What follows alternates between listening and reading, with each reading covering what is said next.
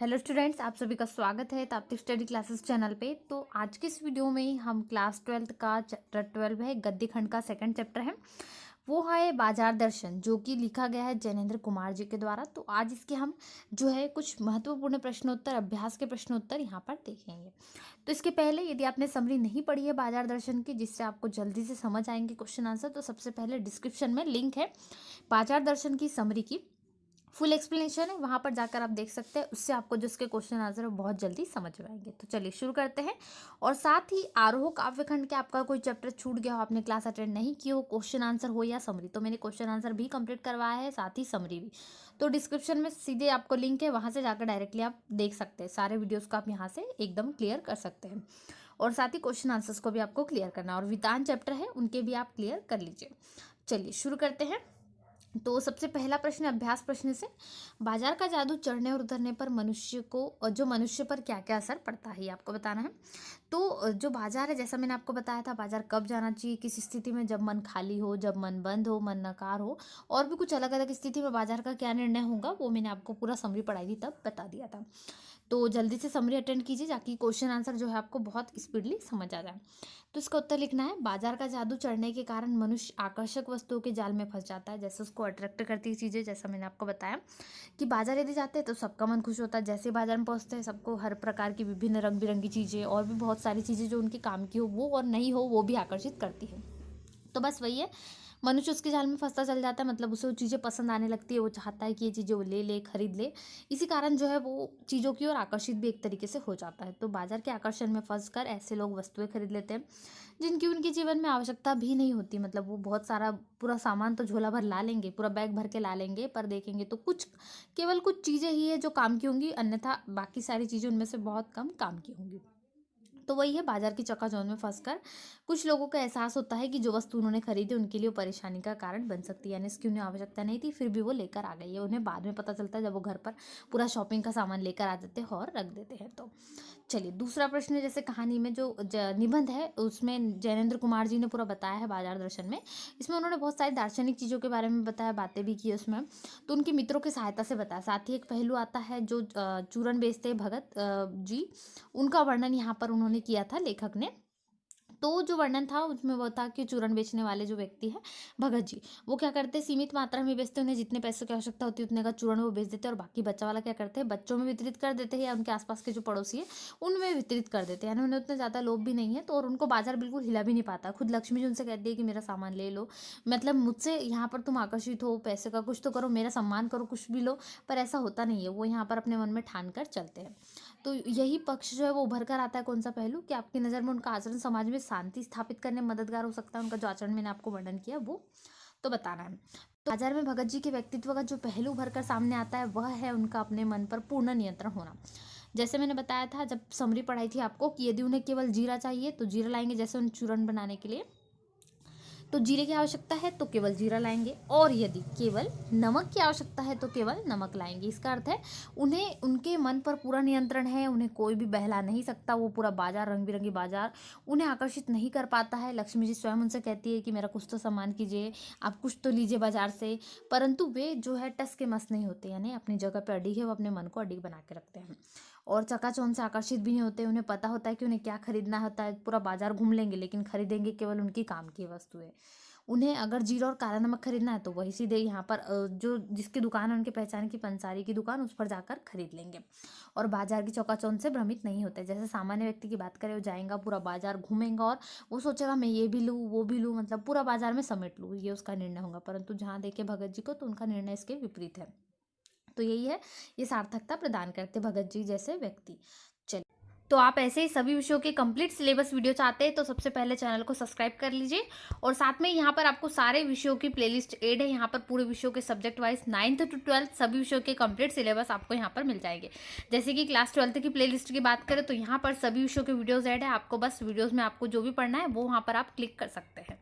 चलिए तीसरा प्रश्न है, बाजारूपन से क्या तात्पर्य है, किस प्रकार के व्यक्ति बाजार को सार्थकता प्रदान करते हैं, अर्थात बाजार की सार्थकता किसमें है, आपको इसका उत्तर देना है। तो बाजार की जो सार्थकता है वो क्या है, यहाँ पर जैसे मैंने बताया भगत जी जो है वो उसका सही उदाहरण है। सार्थकता का मतलब अपने मन पर उनका कंट्रोल है, वो चाहते हैं फिजूल खर्ची बिल्कुल नहीं करते हैं, जितनी आवश्यकता उतने ही पैसों को लेते हैं। तो यहाँ पर वही सार्थकता है, मतलब मनुष्य को स्वभाव होना चाहिए कि उसके पास जितने हैं वो उतने में ही करे, व्यर्थ की चीज़ों में जो है अपनी फिजूल खर्ची ना करे, वही है।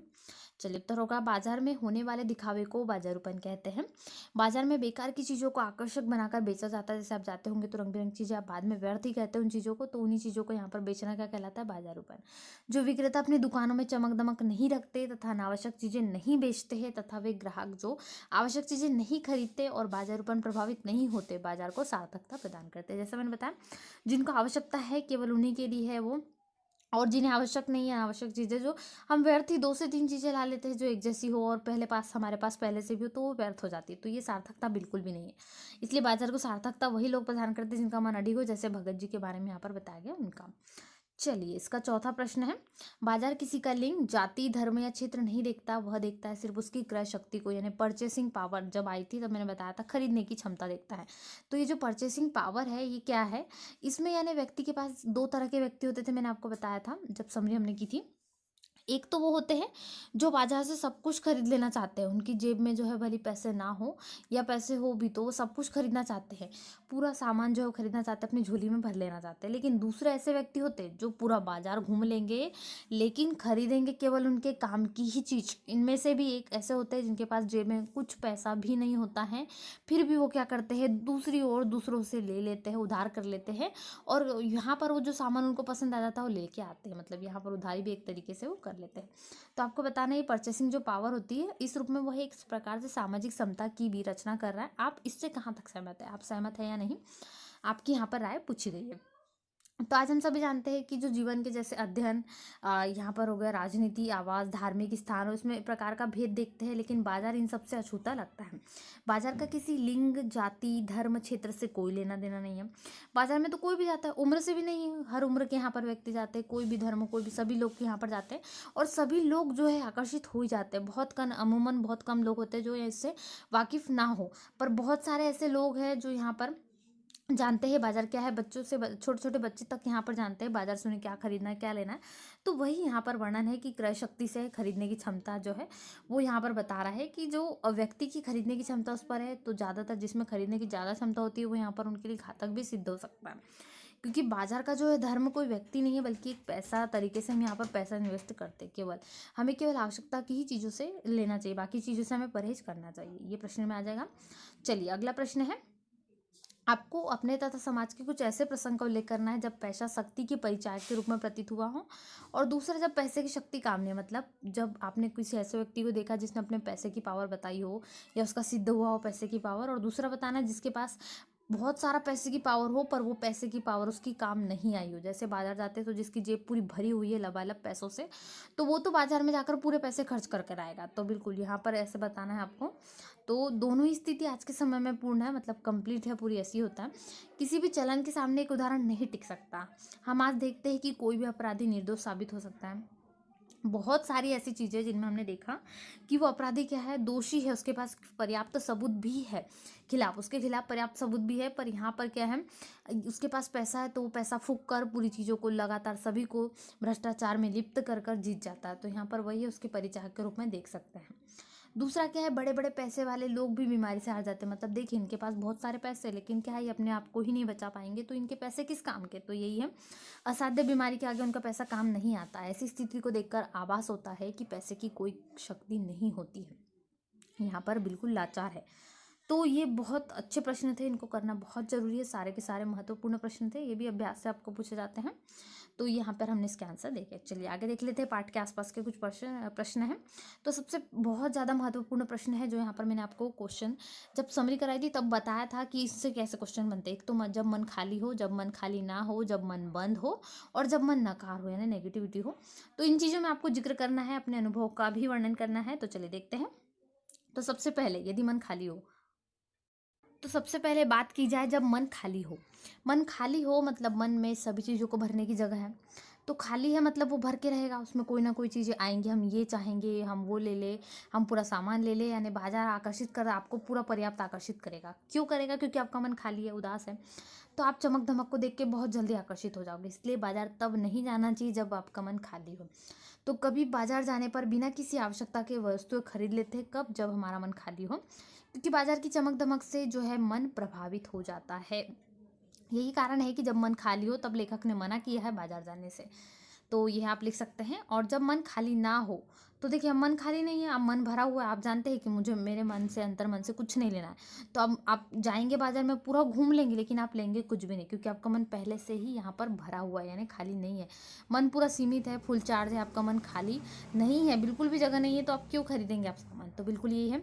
माँ ने एक बार मुझसे कहा कि मेले में जाओ और वहाँ से कपड़े लेकर आओ। मैं कपड़े लेकर आया, माँ ने मेरी खरीदारी की तारीफ की। मेरे दोस्तों ने पीछे से आकर मुझे मेले और उसके मज़ेदार भोजन, झूलों और प्रदर्शन के बारे में बताया, तो मुझे ऐसा लगा कि कहीं और बात कर रहे हैं।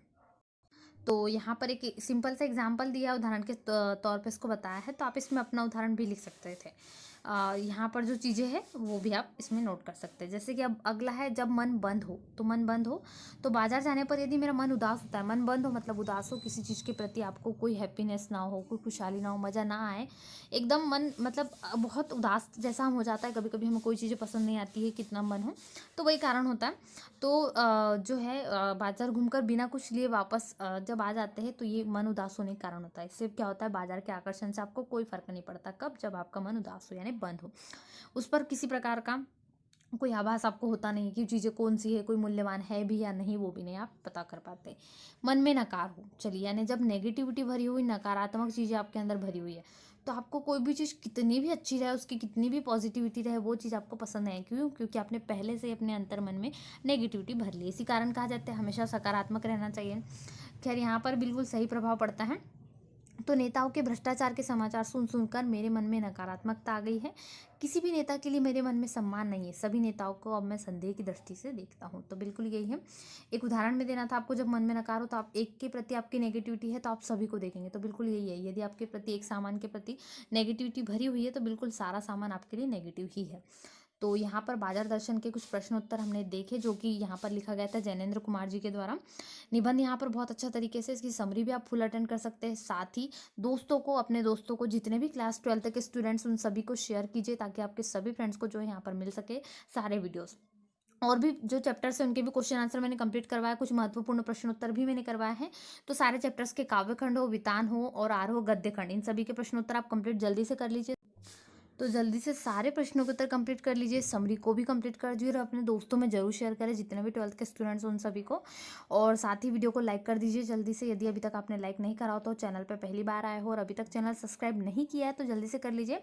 क्लास 12th के आपको सभी विषयों के चैप्टर वाइज वीडियोज़ मिल जाएंगे कंप्लीट सिलेबस के साथ में, इसलिए चैनल को सब्सक्राइब करना बिल्कुल भी ना भूलें। तो मिलते हैं ऐसे नए वीडियो में, वीडियो को लाइक और शेयर जरूर करें। Thanks for watching.